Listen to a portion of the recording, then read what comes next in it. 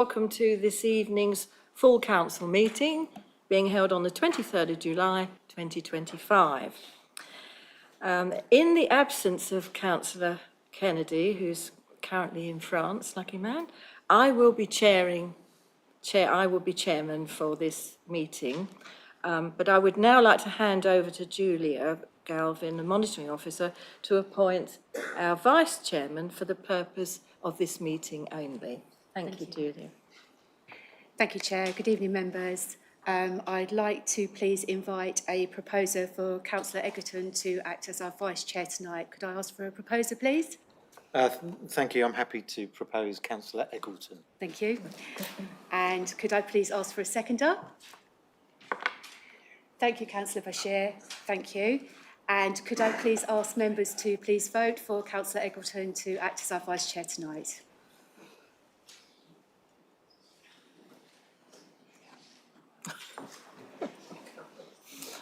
Oh dear.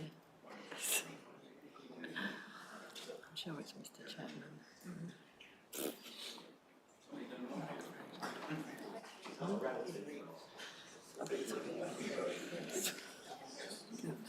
Right, yes.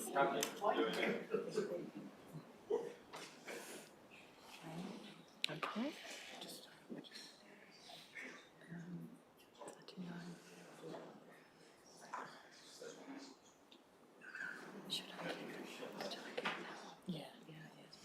There we go. Thank you, members. So we've got 40 yes and 1 no. And I'd like to invite Councillor Egerton to please come and join us. Thank you. Thank you, Chair. Thank you.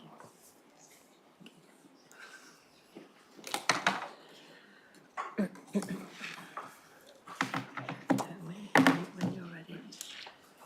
Right, thank you, Council. I would now like to invite you all to stand for our opening prayer. Thank you.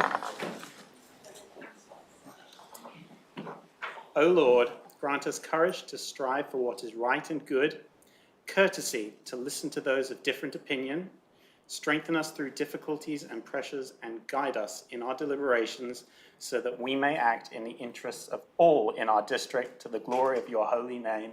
And we pray for just and lasting peace on earth. Amen. Amen.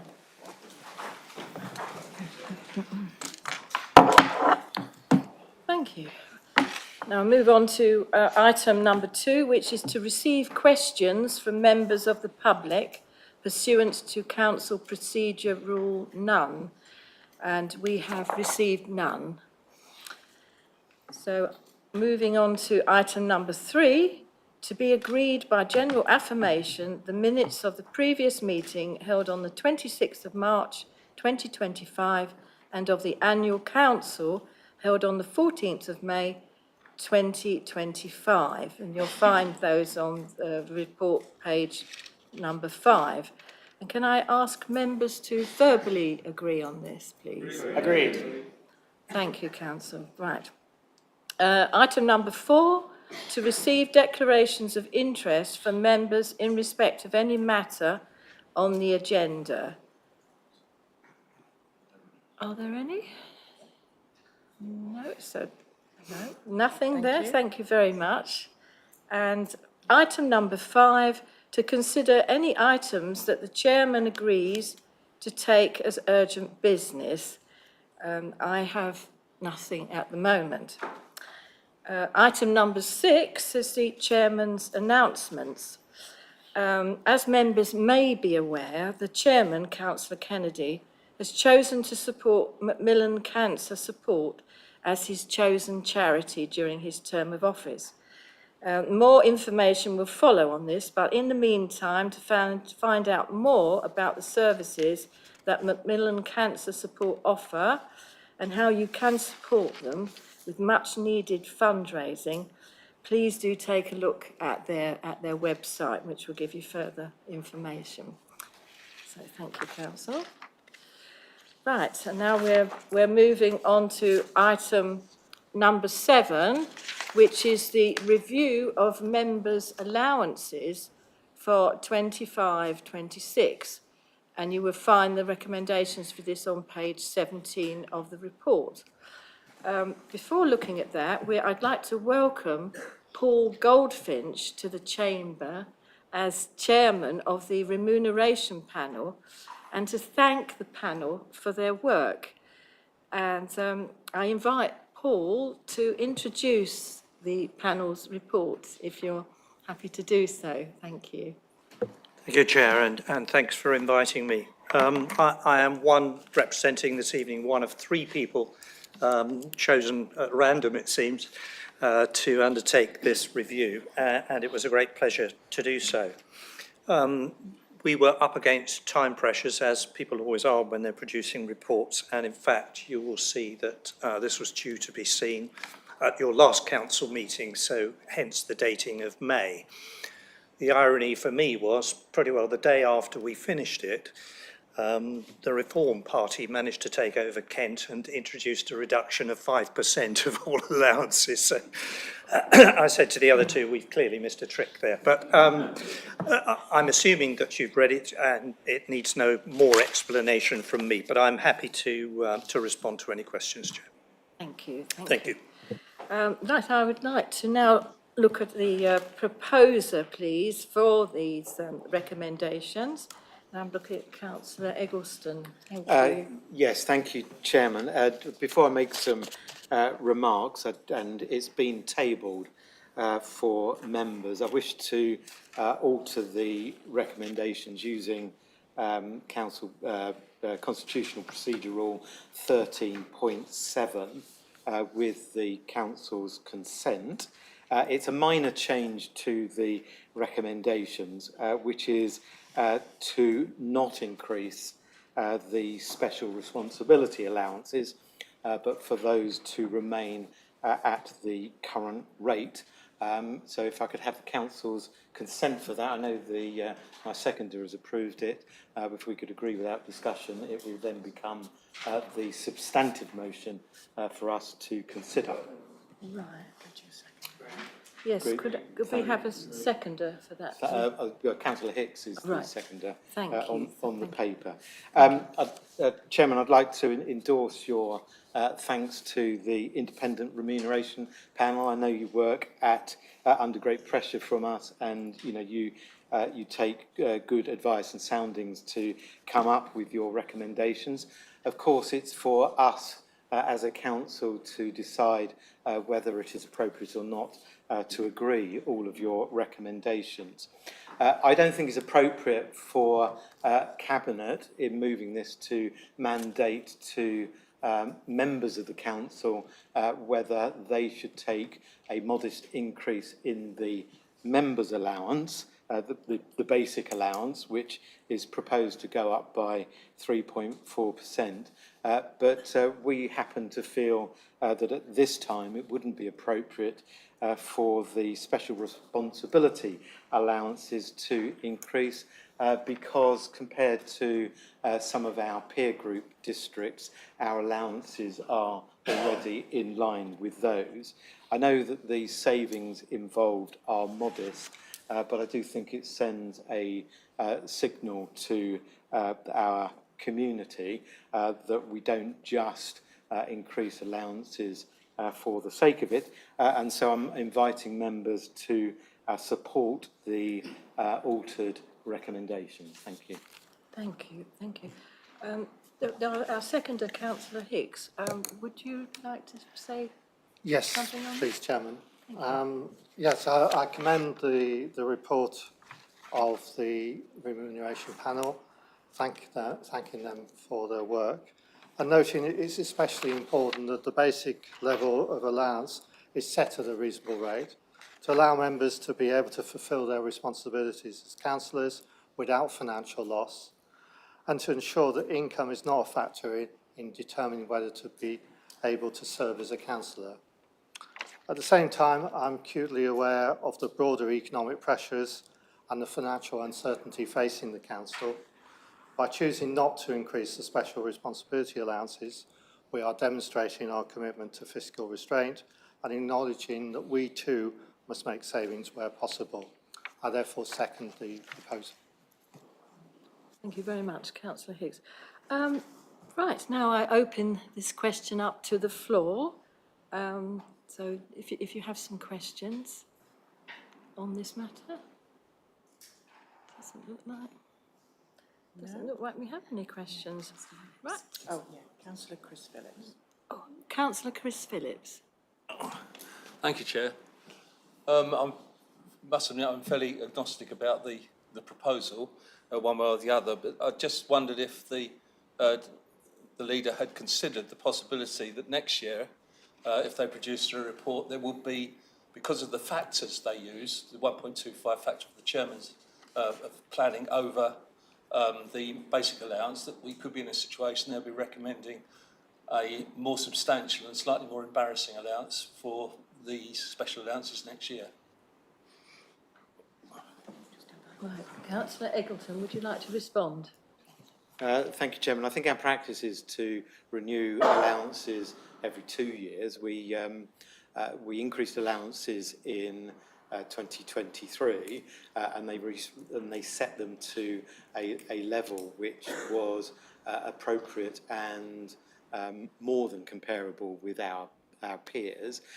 We're going into obviously some changes in local government, with local government reorganisation, whether when we get to 2027 it would be appropriate for council to reconsider its allowances, given that according to the timetable in 2028 we will have moved into a unitary authority. I cannot predict and I couldn't give any commitment at this stage whether we would amend or alter the allowances at that point in time either. That would be something for the independent panel to again come forward with recommendations, and this council will consider those recommendations. Thank you very much. Are there any other questions on this? Right, well then I would direct you all to vote using the electronic system, please, on this one.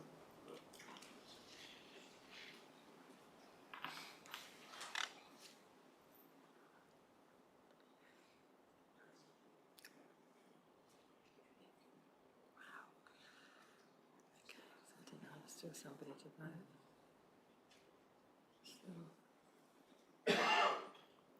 It's 40. Thank you, members. So we've got 3304, 10 against and 1 abstain. Therefore, the recommendation carries. Thank you. Thank you. Now we move on to item number 8, which is recommendations from Cabinet 30th of June 2025. The recommendations you will find on page 31 of the report, and this is proposed by Councillor Eggleston. Yes, thank you, Chairman. I'm happy to propose them, but I will defer to my seconder, who has the portfolio brief, to talk in more detail on this item. Thank you. And the seconder is Councillor Hicks. Thank you, Councillor. Thank you, Chairman. I'm pleased to support the recommendations detailed in the resolution and to highlight the positive outcome for the Council in the last financial year. We should thank our officers for their diligence in achieving an underspend of 587,000 on revenue expenditure and the positive cash flow management that has contributed to exceptional Treasury management income of 4.2 million. This has allowed the budgeted draw on reserves to be reversed and enabled additional financing of specific reserves to fund requirements that have emerged during the year. This is against a background where the Council continues to perform strongly on non-financial measures in most areas and is managing rising demand in services such as housing support and homelessness. I'm particularly pleased by the performance relating to council tax and business rates, where collection rates have significantly exceeded targets. I also note that the Council's capital programme increased during the year, in particular due to the additional 4.7 million funded expenditure on temporary accommodation that the Council was able to leverage during the year. The Council has a robust reserve strategy, and the proposed changes ensure we can maximise the resources available to invest in our services and manage risk. I therefore second the recommendations detailed in the report. Thank you very much, Councillor Hicks.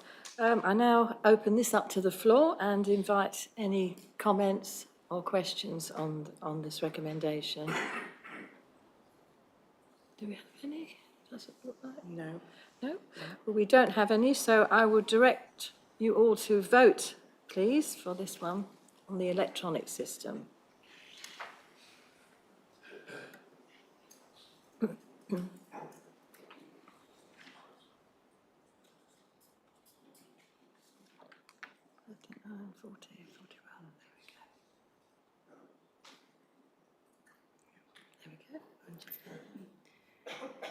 Thank you, members. So it's 41 for yes, which means it's unanimously carried. Thank you. Thank you very much. We now move on to item number 9, the recommendations from the Audit Committee on the 8th of July 2025. And this was proposed by Councillor Lewcroft. Would you like to speak? Thank you. Thank you, Chair. Yes, so this is asking the Council to formally approve the items that are covered in the report, which you'll find in the agenda papers, and particularly the sort of prudential recommendations that are management of our risks around Treasury management strategy that are covered by Appendix A to that report. Thank you. Thank you. And this is seconded by Councillor Hicks. Thank you, Chairman. I think it's reassuring to note that the Council continues to effectively have no borrowing and that cash reserves continue at their current strong level and indeed increased slightly during the last financial year. We were able to achieve a healthy rate of return, averaging at 4.5% on our cash balances, despite the conservative approach to lending. And although interest rates are now falling, I note the Council has been successful in locking in some of those higher rates, which will have a positive impact on income in the current financial year. I therefore second the motion agreeing the potential indicators set out in Appendix A of the report. Thank you very much, Councillor Hicks. I now invite any questions from the floor, if we have any. No, we don't appear to. So, members, would you like to vote again using the electronic system?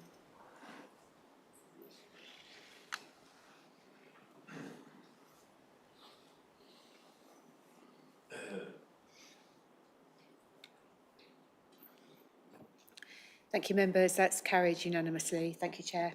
Thank you. Thank you. And we're moving on to item number 10, to receive the leaders' report, and I call upon Councillor Eggleston. Thank you, Chairman.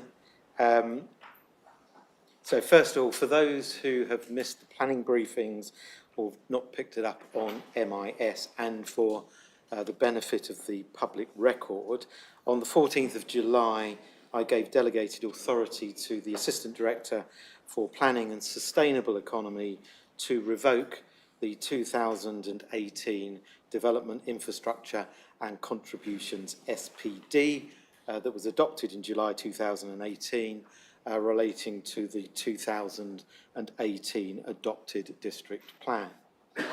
Whilst that SPD remains in force, the basis for calculating contributions is, of course, several years out of date.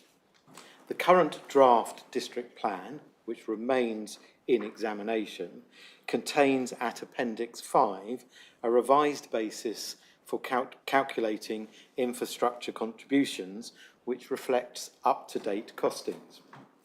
Unfortunately, we are unable to give weight to Appendix 5 whilst the adopted SPD remains in force and the current district plan remains unadopted. Members are, of course, aware of the reasons for this, and I will not go further. Suffice it to say that we believe very strongly in the soundness of our plan. By revoking the SPD, there will be a sound basis for using the revised method for calculating contributions in Appendix 5 in respect of new planning applications, using the most up-to-date calculations, and that means that we will get increased contributions as a result.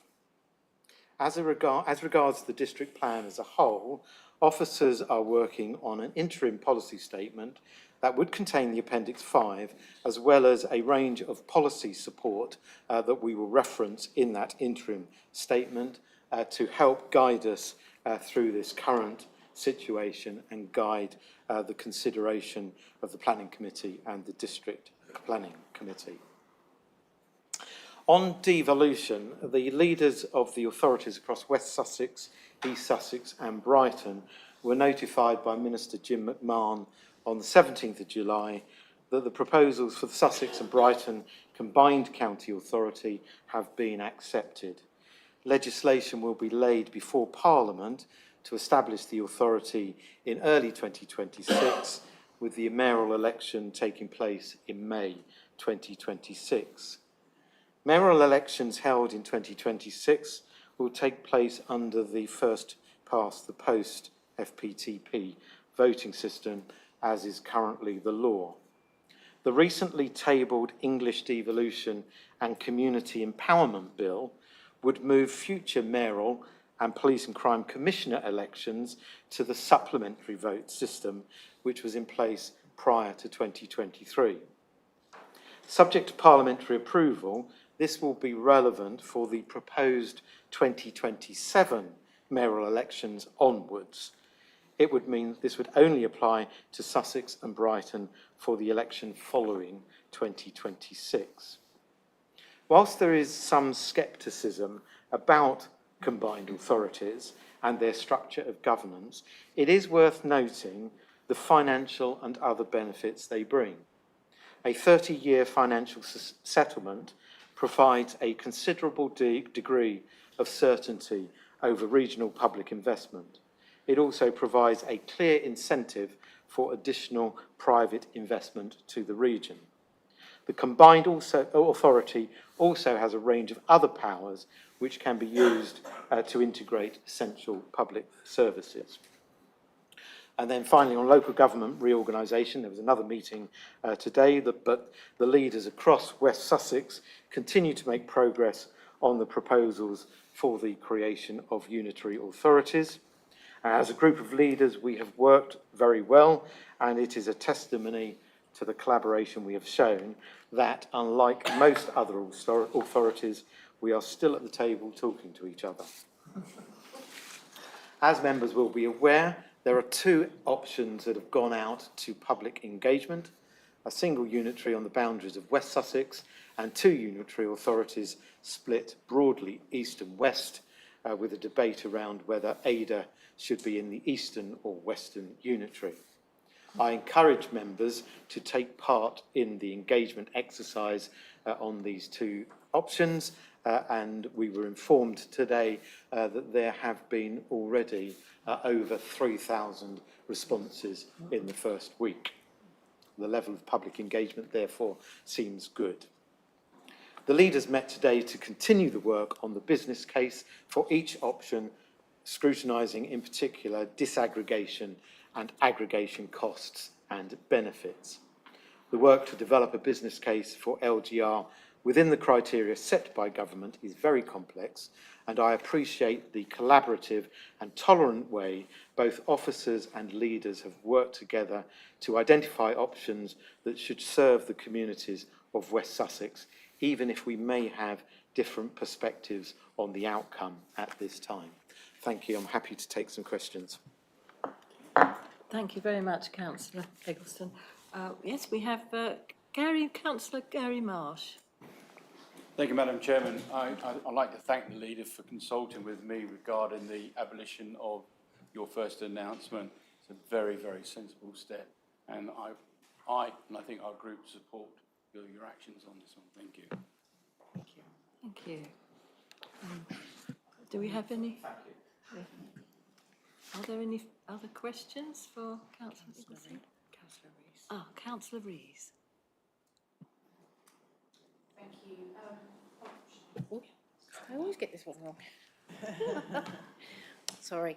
Thank you, Chair. I just wondered if the leader knew why the 2026 mayoral elections are going to be on the first past the post method, because obviously that's going to be discarded in the future. And I thought it had been agreed by government that it wasn't the strongest way to elect a mayor. Thank you. Thank you for the question. I mean, the current legal position is that mayoral elections and police and crime commissioner elections are conducted on first past the post. The government is proposing to change that in the bill that I mentioned. It's got a long name, and I'd have to look it up to recite it again. And they're not proposing, it's a government decision, they're not proposing to bring forward the supplementary vote for those authorities that are in the priority programme. I know that there are differences of views in this chamber on first past the post as opposed to other more proportional systems of elections. Debatable whether the supplementary vote is proportional, of course, for geeks like me. But and I don't really want to, open a debate on that issue. It's the government have made the decision. Personally, I regret it. I appreciate that there are others in the chamber who hold fast to first past the post, and that's for them. But it's a government decision. Thank you, Councillor Lucraft. Do you have a question? Thank you, Chair. So I'd like to ask about the arrangements for the different types of unitary authority. When I look at the sort of guidelines here, it would appear that there's a cap on the number of new unitary authority councillors that could be elected. So if we had a West Sussex complete new unitary authority, there's a maximum number of 100 councillors, and coupled with the fact that the Electoral Commission has said that the boundaries will be based on current county division boundaries, because they won't be redesigning any division boundaries before the elections. That could mean that we only have 70 unitary authority councillors trying to represent 900,000 people in West Sussex, which would be probably about half the number of councillors proportionate to what will end up with unitary authority in East Sussex and the unitary authority in Brighton and Hove. So my big concern is, what's our view about the democratic deficit and how do we address that question? Because the argument for the new unitary seems to be predicated purely on the business case. Thank you, Councillor Lucraft. The problem with having lots of meetings about LGR is that you become a terrible nerd and go and look at the structure of every other unitary authority in the country. It's very clear from the Boundary Commission that they have what they regard as an optimum chamber size, which is not more than 100. I think Birmingham is an exception with 101. And so it is going to be a case that if you look at the non-metropolitan unitary authorities and compare, for example, North Yorkshire, Wiltshire and Somerset with populations of between 550,000 and 600,000, I told you I'd become a nerd, they have councillor numbers in the region of 90 to 98.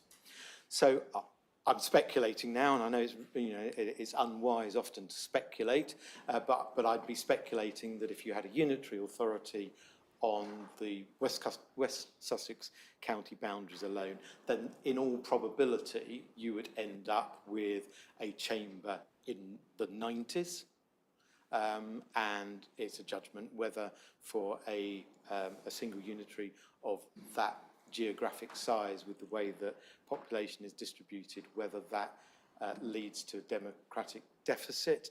But I think, I could quite understand people making that case. And likewise, obviously, a two-unitary model. You could clearly have two chambers of, for example, 70 each. That does form part of the business case, so it isn't just looking at the finances. The government has given us a set of criteria, 6 criteria, so that forms part of the business case, and informing that business case is how does the role of the councillors in divisions work within it. But, you know, and it's an issue that the leaders will clearly talk through, one amongst many, to try and land at the right result in terms of how we represent our communities. If you do get to a position where you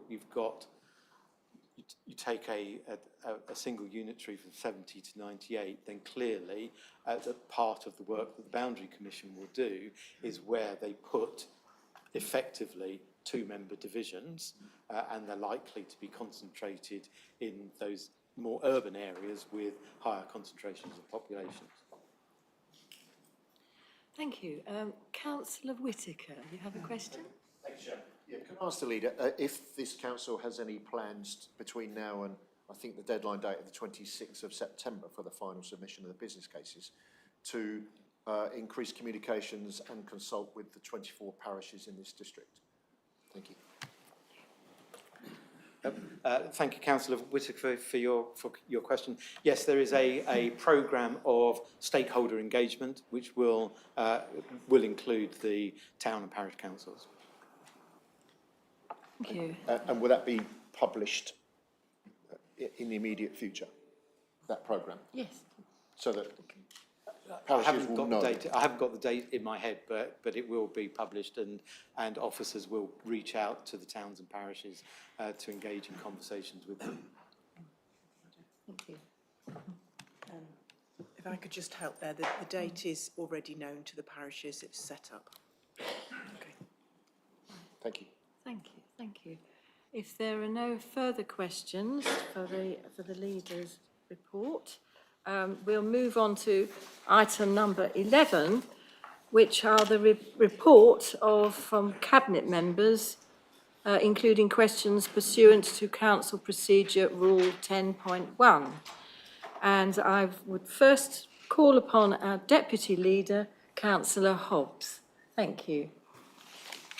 Thank you and good evening, everybody. We start with the good news that we've retained the Green Flag Award. 4 of our key parks, Beechhurst Gardens, Victoria Park, St John's Park in Burgess Hill, and at East Courts and Ash Platts, the site we share with East Grinstead Town Council, so this is really good news. Each park has now had their Green Flag status for several consecutive years, in recognition of their quality, with Beechhurst Gardens holding its flag actually for over a decade. So we thank very much to our teams, our partners, both commercial and voluntary, who work to maintain high standards in actually all of over our 600 green spaces across this district.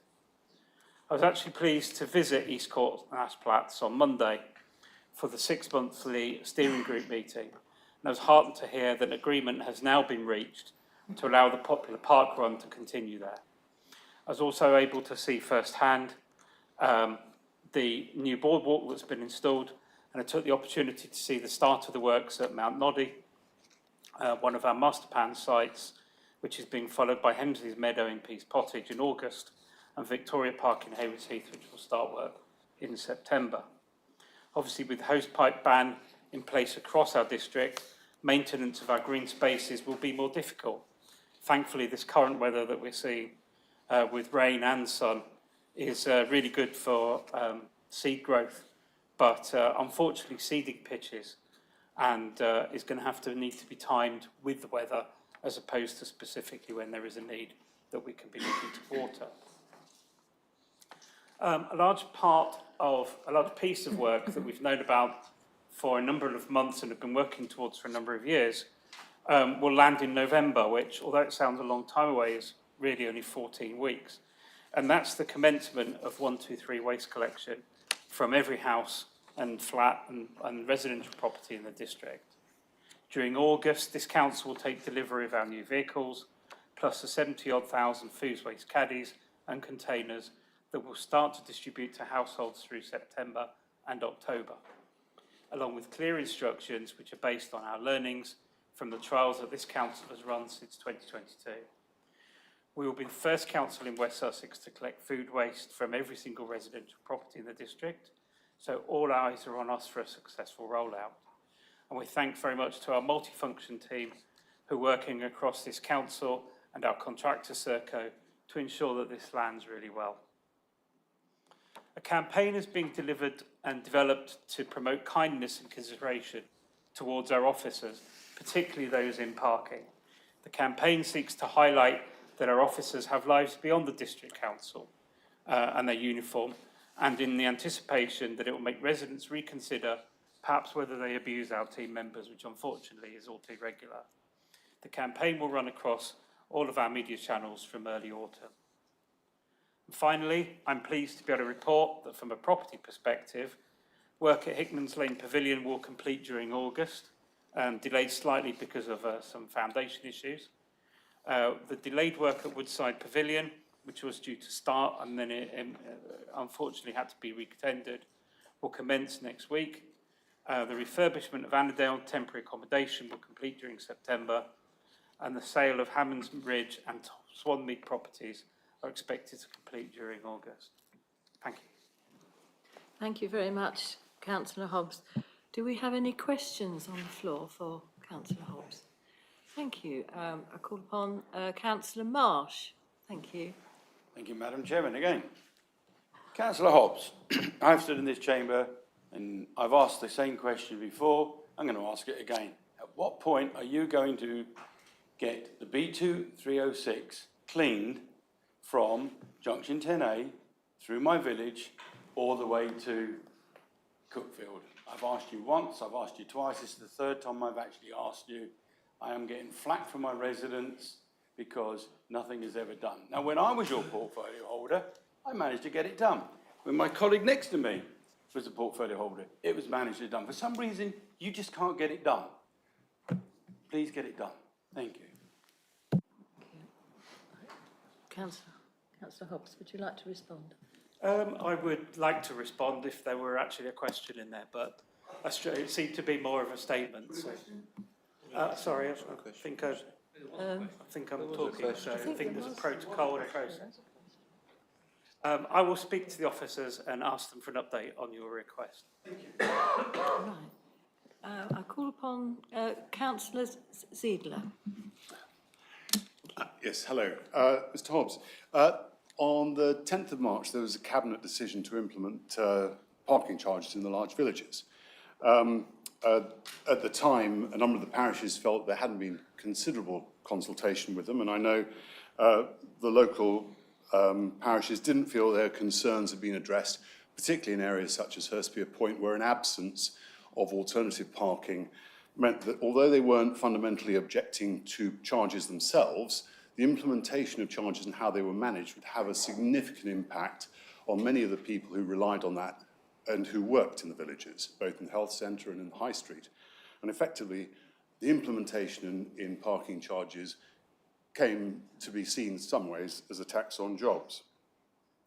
The Cabinet papers stated that the consultation would be undertaken and this matter would be returning to Cabinet in September.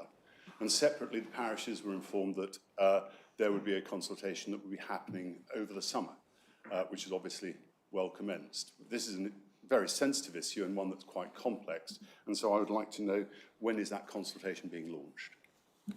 Thank you, Councillor Ziedler. Councillor Hobbs, would you like to respond?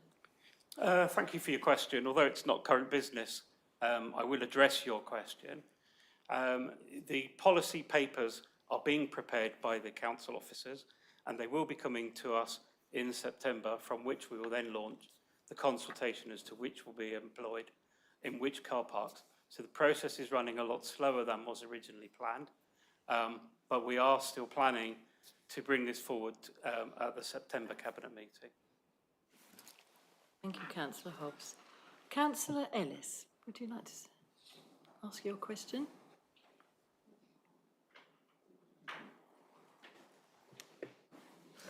Oh, thank you, Chairman.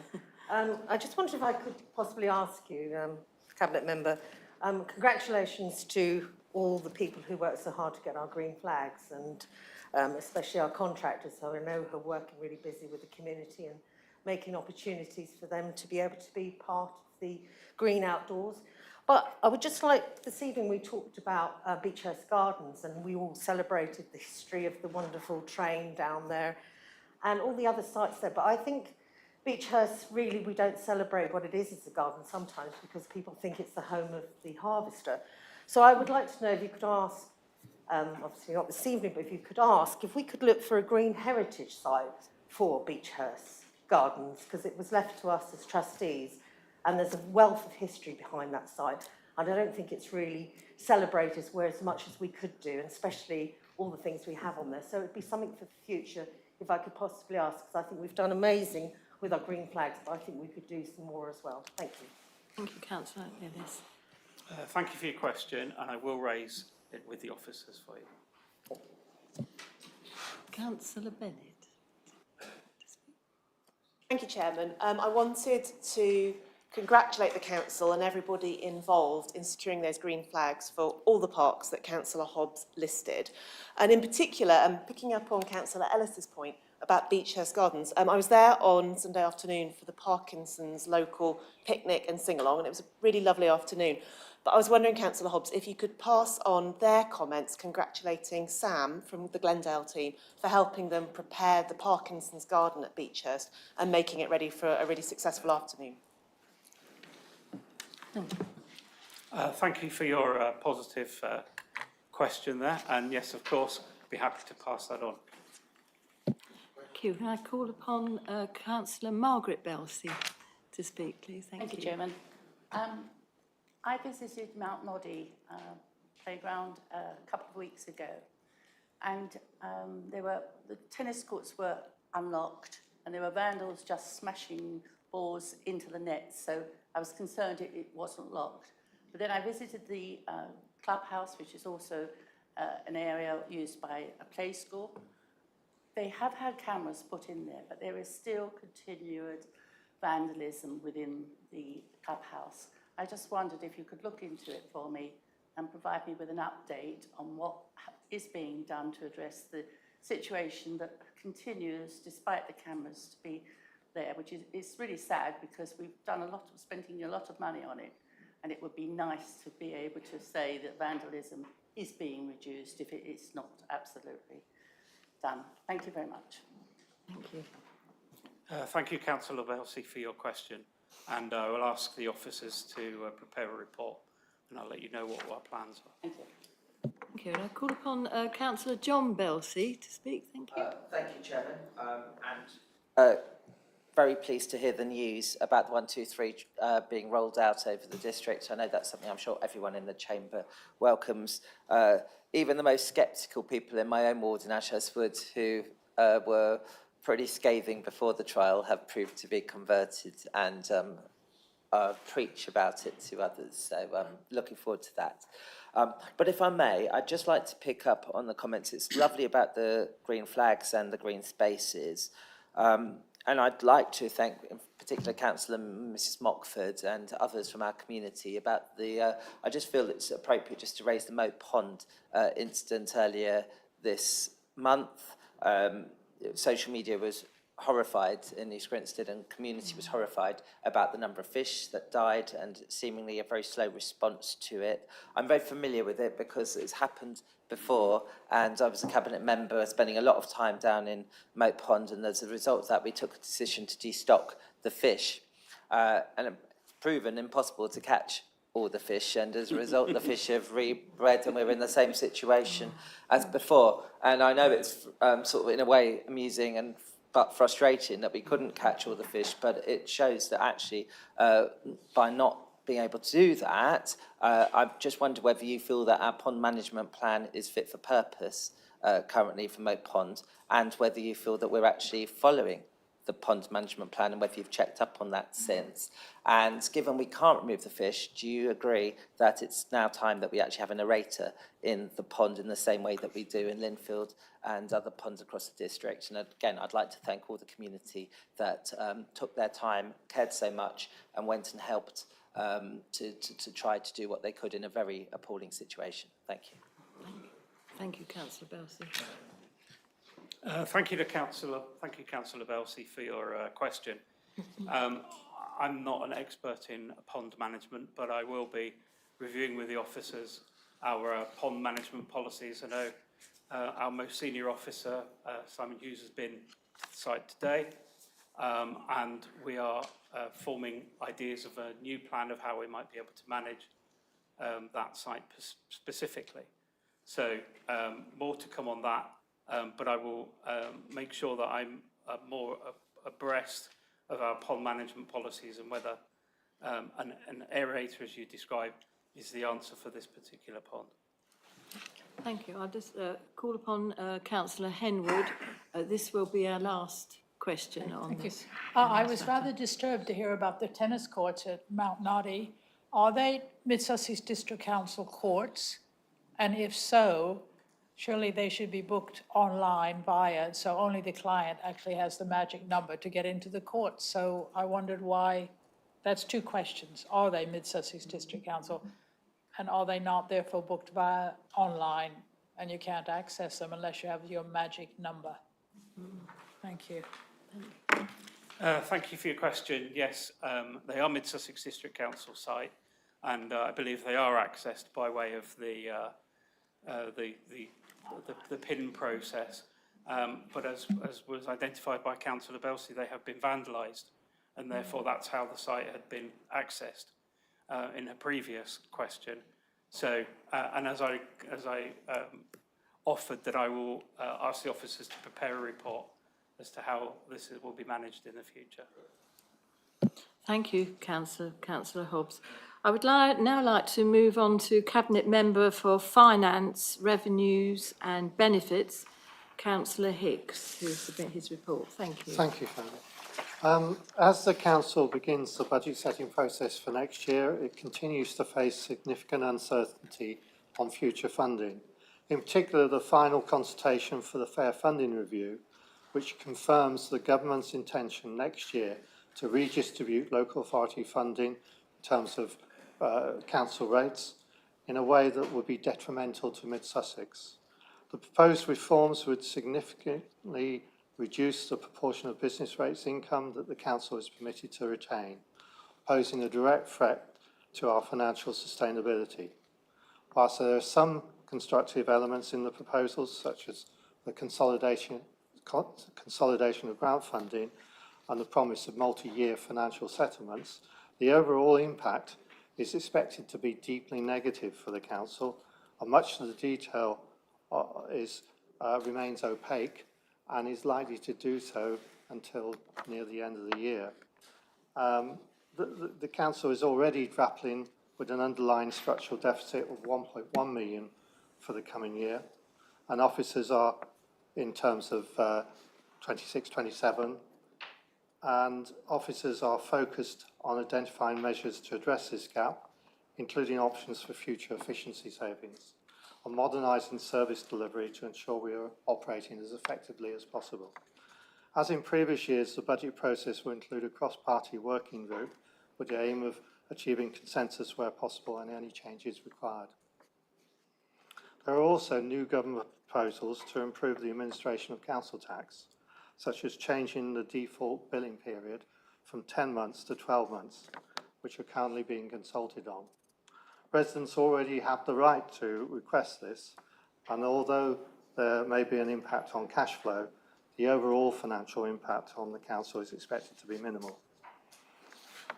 I have recently approved an updated policy on empty homes and second homes, which includes the previous decision to increase the council tax premium to 200% on properties that have been empty for over a year and on second homes. This policy supports the council's strategic aim to bring underused housing back into circulation, helping to increase supply for those who are currently unable to rent or buy in Mid-Sussex. Noting also there are a number of exceptions to these regulations, such as around the sale of retirement properties, where sales can take longer due to age restrictions and high service charges. I'd be happy to answer any questions. Thank you very much, Councillor Hicks. And do we have any questions for Councillor Hicks on his report, please? Councillor Bashir. Yeah, I'd like to ask, I note that this is supposed to be a fair funding review.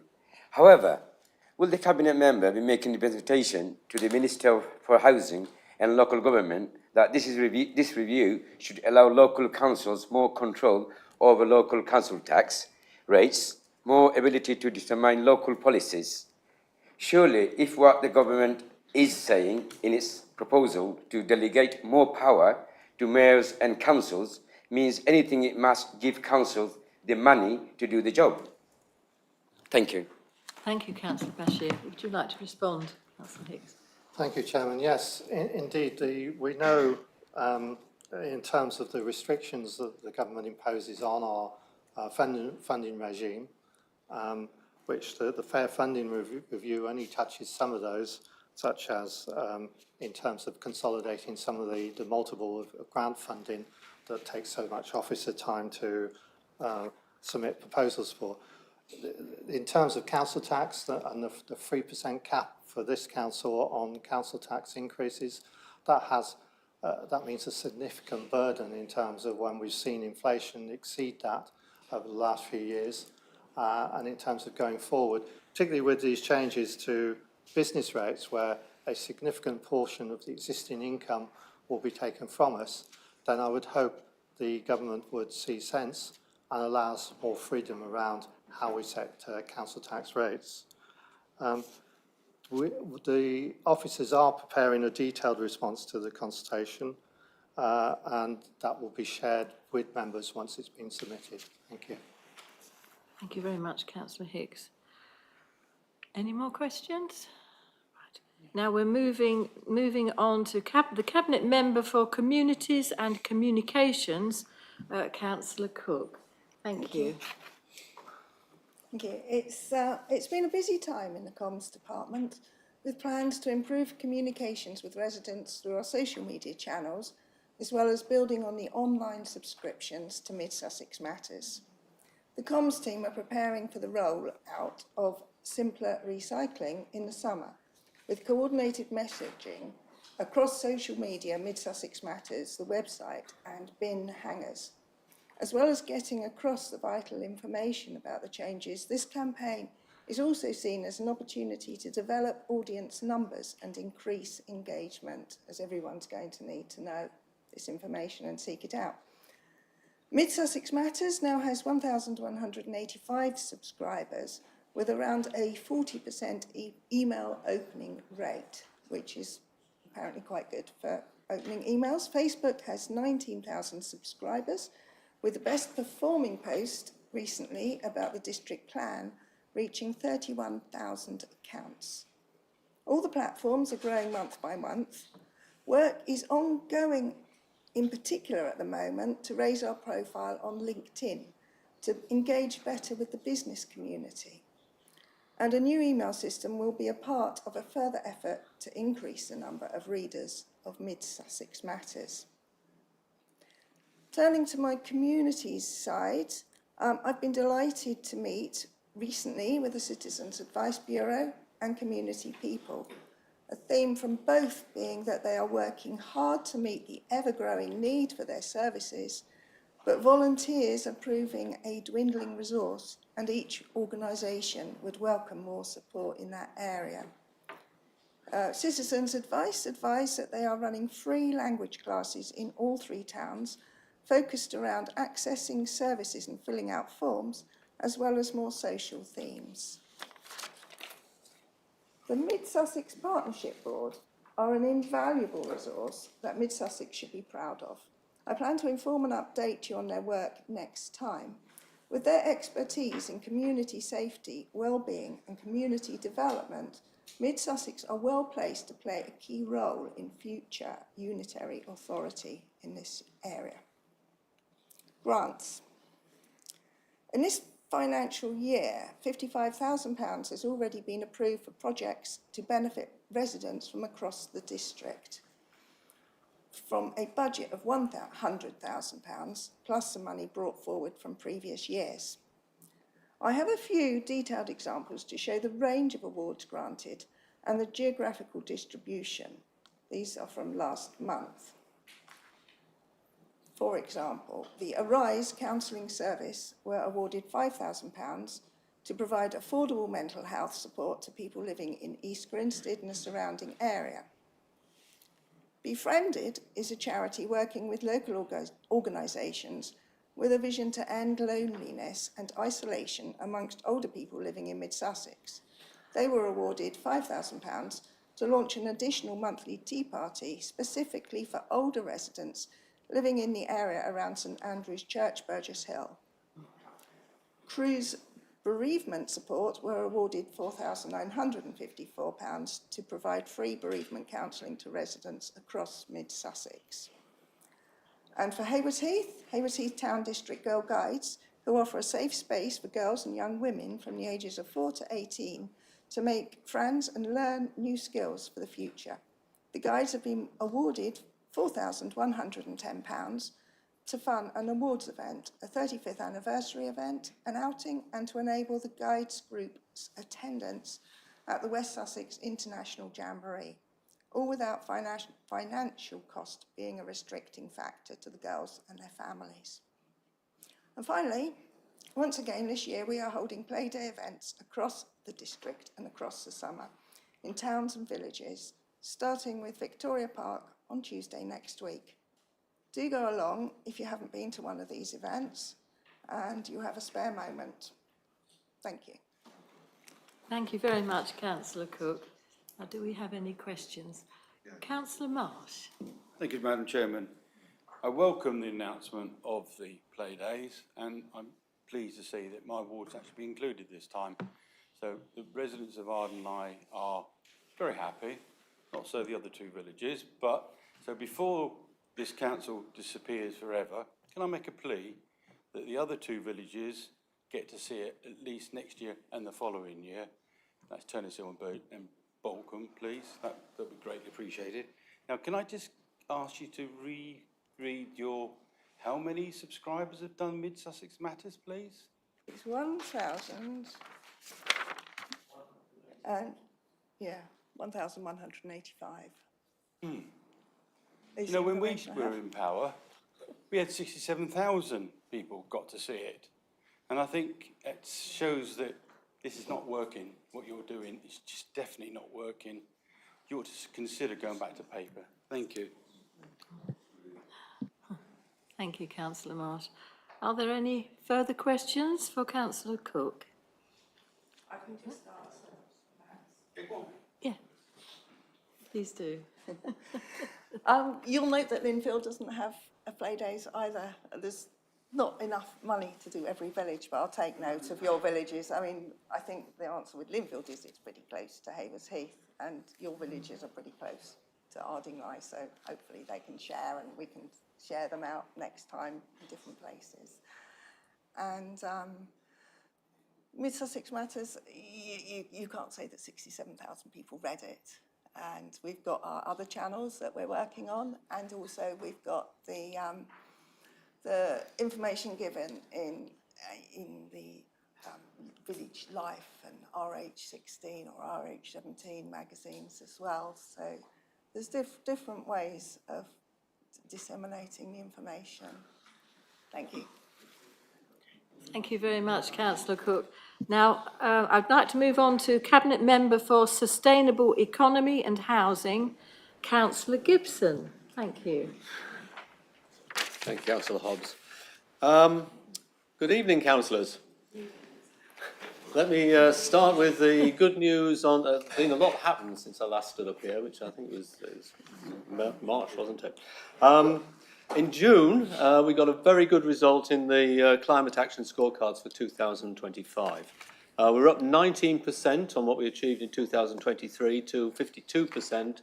That placed us 11th across the about 200 district councils involved. We were ahead of Horsham, but behind Wealdon. 52% obviously leaves us some room for improvement. And in particular, the items which we seem to not score on were electrification of our vehicle fleet and waste collection. So I'm pleased that the Deputy Leader is addressing both of those, and we can look forward to increasing on those. We fell back in biodiversity. And I'm not sure whether this is true, but we're guilty of not using peat-free compost and pesticides. I think I'll look at that. And nor do we have a planning ecologist. I'm sure that's semantics. We do, however, now have a carbon literacy training facilitator, and I'm pleased to announce that there's going to be a further round of carbon literacy training. You will recall that currently we have bronze accreditation. Now then, we are aspiring to move up to silver accreditation. And for silver accreditation, we require to get 30% of staff and members accredited. 30% of the 48 of us, for those quick on the mathematics, will know that's 16. Currently, 7 of us have that qualification. So can I look around the room and say that some months due, we need to find another 9 councillors, otherwise we won't be holding up our end of the bargain. I really enjoyed the STEM challenge final, and I think it was the third or fourth year that it's been. This year it was build a drone from scratch, costing for a budget of £250. 10 schools took part. There were some multiple teams. I'm delighted to say, of course, that the Imberhorn team from up in the north managed to be the one which really showed how it was done. So it's interesting that having done radio-controlled cars, hovercraft and drones, the obvious question is what is going to be the challenge for next year? Whether or not there's a sort of rise up through away from the Earth in that suggests that perhaps it's a satellite, but I rather favour the idea that we might go to power boats. And I think that perhaps we can find a suitable water feature somewhere in the district to run that on. Moving seamlessly, one of the, although Imberhorn won, of course, everyone who took part in that event was a winner, simply from getting the opportunity to understand what's involved in taking forward a science and technology engineering project. And Professor Helsinger, who's a professor at Sussex University for quantum science, and is also the founder of Universal Quantum here in Haywards Heath, he gave a very interesting speech at the start, including the observation that as a byproduct of their work on development of qubits, these are the actual bits which do quantum computing, they had managed to make measure the smallest electrical current, and it would be useful for measuring brain activity. Now, I feel that there's a joke in there somewhere, but I don't know. I won't go there because I'm going to offend a lot of people intentionally. Right. However, right, moving on from that, Professor Helsinger is actually working with us on the Oxford Economics assessment of the economic potential of quantum technologies in central Sussex and Brighton. And of course, you all know that 2025 is the year of quantum technology and science. Indeed, our team attended the UK Real Estate Investment and Infrastructure Forum in Leeds in May, and we're promoting the site and particularly looking for investment in the science and technology part. So let's hope that that comes together as a virtuous circle. Moving on to the housing side, our homeless numbers are about 20% up on historical levels. We've seen that rise. We've got about 100 in temporary accommodation, but the main thing that I want to put across to you is that we are seeing an increasing number of families in that list, and it's families needing 3 or 4 bed properties. And that is a pressure that we also see on the housing register. I mean, just to give you an idea of that, we've got about 2,500 households registered on the housing register. I mean, you're aware that we put them into bands A, B, C and D. And at the moment, we've got somewhere around about 330 in band B and C, of which about 230 are looking for those larger properties, 3 and 4 bed. And to put that in context, over the last 2 years, we've managed to deliver 85 affordable 3 and 4 bed properties. So we are delivering them, but you can obviously do the mathematics on the length of wait for that. And I see that Horsham have just spent £5 million on 10 larger properties to address precisely that same problem on their side. I'm going to finish with just another that I think is a positive point. Hopefully put a smile on Councillor Russell's face that in 2025 on the Care Leavers housing project, we found 3 Care Leavers houses, And so far this year, we've agreed to take a further 2, and we are obviously looking for more on that. Thank you very much. Thank you very much, Councillor Gibson. Do we have any questions from the floor, please, for Councillor Gibson? Councillor Whitaker. Thank you, Chairman. Thank you. Yeah, I'd just like to thank the Cabinet member for the excellent work that 2 officers in particular from the District Council, Laura Southern and Caroline Duffy, are doing for the Business Improvement District project in East Grinstead. Very, very good progress over the summer period, and particularly their close collaboration with the Town Council and the East Grinstead Business Association. So thank you for that. Thank you very much, Councillor Whitaker. Councillor Russell. Thank you. Yeah, I just want to publicly acknowledge my gratitude for the housing, the joint housing protocol.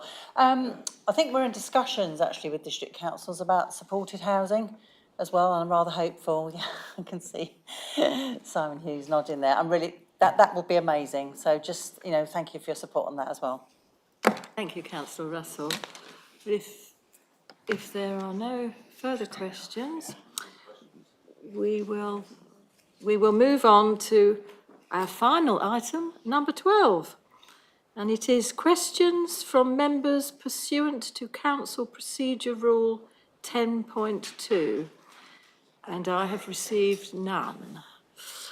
So at this point, I would like to close the meeting. Thank you, everybody, for attending. And I would ask you to remain in place until the live stream has concluded. Thank you very much indeed. Well done.